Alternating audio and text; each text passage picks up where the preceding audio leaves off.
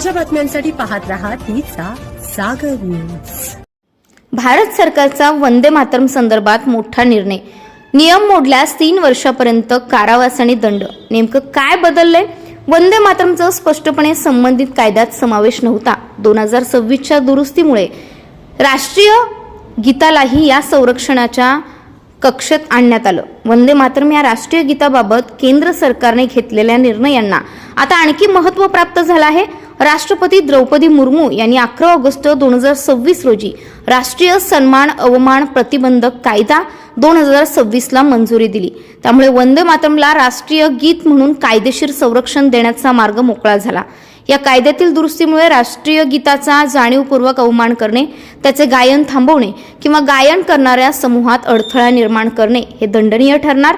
1971च्या राष्ट्रीय सन्मान अवमान प्रतिबंधक कायद्यामध्ये राष्ट्रीय ध्वज, संविधान आणि राष्ट्रगीताशी संबंधित अवमानासाठी तरतुदी होत्या। मात्र वंदे मातरमचा स्पष्टपणे या कायद्यात समावेश नव्हता। 2026च्या दुरुस्तीमुळे राष्ट्रीय गीतालाही या संरक्षणाच्या कक्षेत आणण्यात आलं। त्यामुळे वंदे मातरम आणि जनगण मन यांना राष्ट्रीय सन्मानाच्या दृष्टीने समान वैधानिक संरक्षण मिळालं आहे। दुरुस्तीमुळे महत्त्वाची बाब म्हणजे राष्ट्रीय गीताचे गायन जाणीवपूर्वक रोखणे किंवा ते सुरू असताना संबंधित समूहाच्या कार्यक्रमात अडथळा निर्माण करणे अशा प्रकारच्या कृत्यांसाठी 3 वर्षापर्यंत कारावास, दंड किंवा दोन्ही अशी शिक्षा होऊ शकते। त्यामुळे ही बाब केवळ प्रोटोकॉल पुरती मर्यादित न राहता आता कायदेशीर चौकटीत झाली आहे।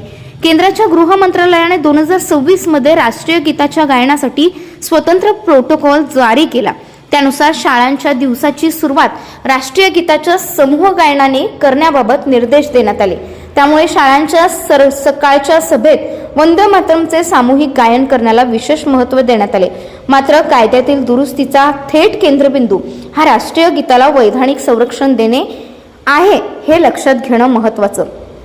आता जनगण मन आधी की वंदे मातरम, ज्या सरकारी किंवा अधिकृत कार्यक्रमामध्ये राष्ट्रगीत आणि राष्ट्रगीत दोन्ही राष्ट्रीय गीत आणि राष्ट्रगीत दोन्ही सादर केले जातील तिथे आधी वंदे मातरम आणि नंतर जनगण मन सादर करण्याचा प्रोटोकॉल निश्चित करण्यात आला।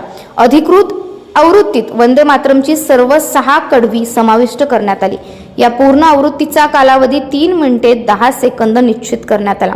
स्वातंत्र्य दिनाच्या कार्यक्रमात ही नवा क्रम, या नव्या प्रोटोकॉलचा परिणाम राष्ट्रीय स्तरावरील कार्यक्रमावरही दिसणार। 15 ऑगस्टच्या लाल किल्ल्यावरील स्वातंत्र्य दिन सोहळ्यात प्रथम वंदे मातरमचे सादरीकरण राष्ट्रगीतापूर्वी होणार आणि त्यामुळे राष्ट्रीय गीताच्या अधिकृत सादरीकरणाला सार्वजनिक कार्यक्रमामध्ये नवे स्थान मिळणार आहे।